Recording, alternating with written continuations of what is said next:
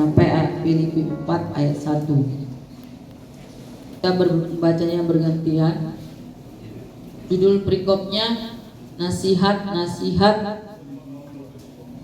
pada jemaat.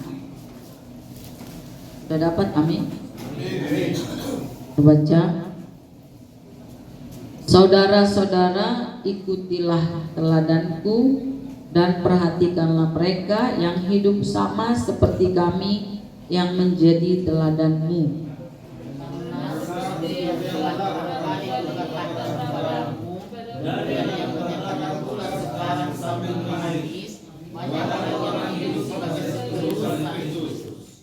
Kesudahan mereka ialah kebinasaan.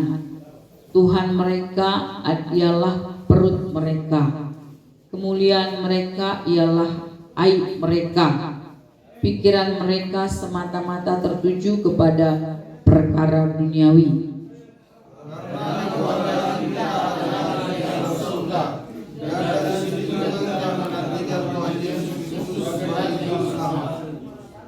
Yang akan mengubah tubuh kita yang hina ini sehingga serupa dengan tubuhnya yang mulia menurut kuasanya yang dapat menaklukkan segala sesuatu kepada dirinya.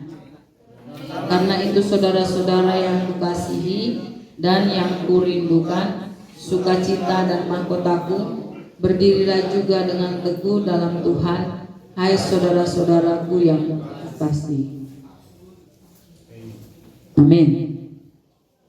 Saudaraku yang dikasihi oleh Tuhan Yesus, kita sudah membaca firman Tuhan hari ini di kitab Filipi. Filipi ini adalah jemaat yang murah hati, ya, dan juga yang peduli dengan pelayanan Paulus, yang banyak membantu pelayanan Paulus, dan pertumbuhan iman mereka juga tidak diragukan oleh Paulus. Makanya di ayat yang pasal 4 ayat 1 dikatakan bahwa jemaat Filipi itu kekasih dan kerinduannya, sukacitanya dan mahkota pelayanannya. Lalu karena dia mengasihi jemaat Filipi ini, dia mengingatkan kepada jemaat Filipi supaya mereka tetap teguh di dalam iman mereka.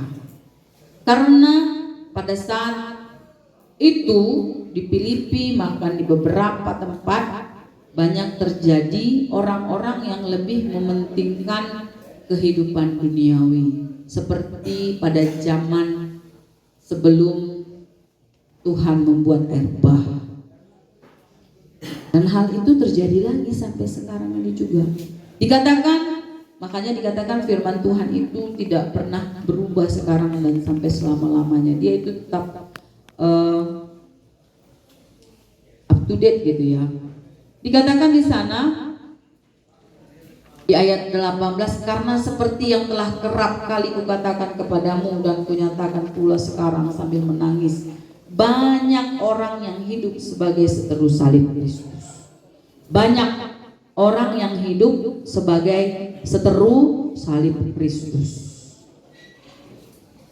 Yang dimaksud ini bukan hanya orang-orang yang belum mengenal pemberitaan Injil, tapi juga orang yang sudah mendengar pemberitaan Injil tapi melakukan yang tidak sesuai dengan firman Tuhan. Apa itu seteru salib Kristus? Yang pertama dikatakan oleh Paulus dalam kitab Filipi ini adalah orang yang mentuhankan perut mereka. Tuhan mereka ialah perut mereka. Orang menjadi seteru salib Kristus kalau orang tersebut hanya memikirkan bagaimana cara mengisi perutnya, mikirin makan, kapan makan siang, kapan makan pagi, kapan makan sore, apa yang mau dimakan, bagaimana caranya untuk supaya makan. Salah itu tidak salah sebenarnya, tapi kalau hanya itu saja yang dipikirkan, walaupun dia sudah menjadi orang yang mengenal firman Tuhan, tapi pikirannya lebih banyak hanya untuk perutnya sendiri, itu akan menjadi seteru salib Kristus. Seteru, tahu arti seteru kan? Musuh dari firman Tuhan.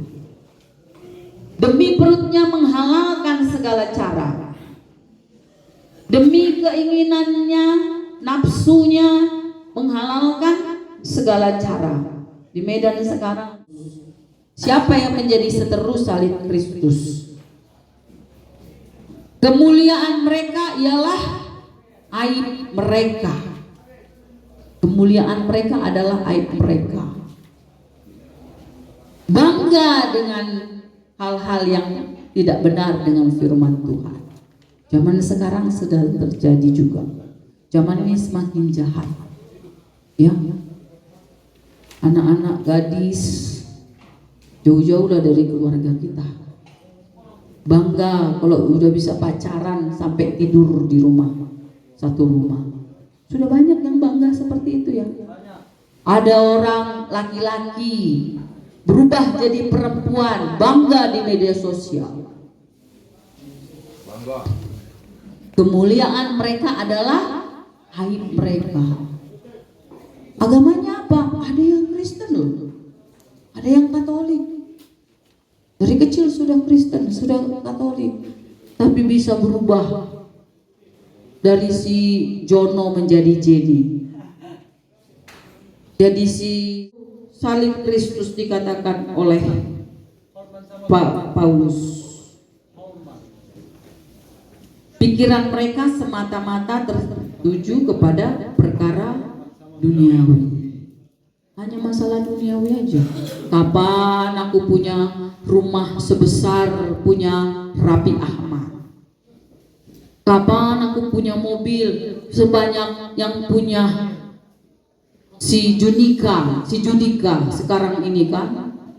Kapan aku punya berlian seperti si Hotman Paris? Itu aja yang dipikirkan. Pagi, siang, sore, malam kerja. Senin sampai hari Minggu kerja. Tidak ada lagi waktu untuk keluarga.